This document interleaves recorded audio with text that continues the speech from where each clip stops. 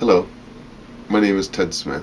I'm the author of this book here, Hempology 101, The History and Uses of Cannabis Sativas.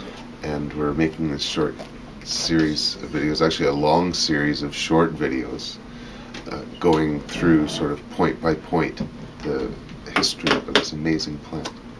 And so now we are in the sort of middle of the history of hemp, or towards the end in a way. And we're discussing what was happening in the 1920s. I sort of left off discussing some of the exciting things happening in the early 1900s with the discovery of hemp herds being turned into paper, and George Sklitson's decorticator making it much easier to process hemp and to be able to, make again, really high quality fibers, and then the herds being used for paper. I don't want to get into too much of it now. I'm going to save it for the chapter on Prohibition. But ultimately what happened was all of these different new uses of hemp, or improvements in the production of hemp, brought more competition to the table. And one industry after the other suddenly saw hemp as competition.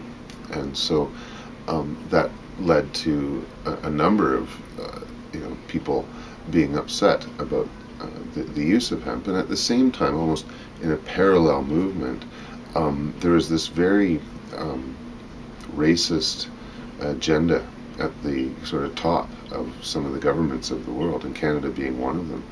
And in some ways, Emily Murphy, being the first judge in the British magistrate, deserves some credit. She was a very strong-willed woman, one of in some ways Canadian female pioneers, and so she's quite well known. Unfortunately, she had a few problems, I would say, with her agenda, and certainly she was racist in many ways and believed in sterilizing people for different reasons and things, but she certainly had a real hate-on for drug users. And under the name Janie Canuck, published a series of articles in 1922 in Maclean's magazine. It was published as a book called The Black Candle.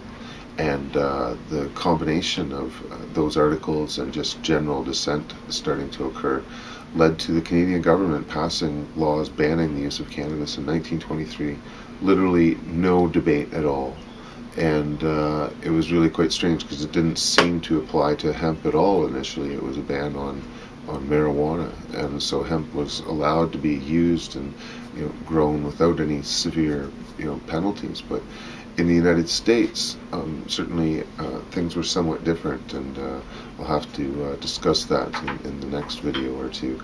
And again, unless you want to read the book and buy the book, certainly you can go to hempology.com and buy the book there. We've got a store with t-shirts and stickers, all sorts of things like that, so it's much appreciated. If you want to follow more of our work, we publish weekly or daily blogs, weekly videos about my book, but Cannabis Digest every day has a blog come out with more information about current events. And otherwise, subscribe to the YouTube channel, and we'll see you again next time. Thanks very much. Have a great day.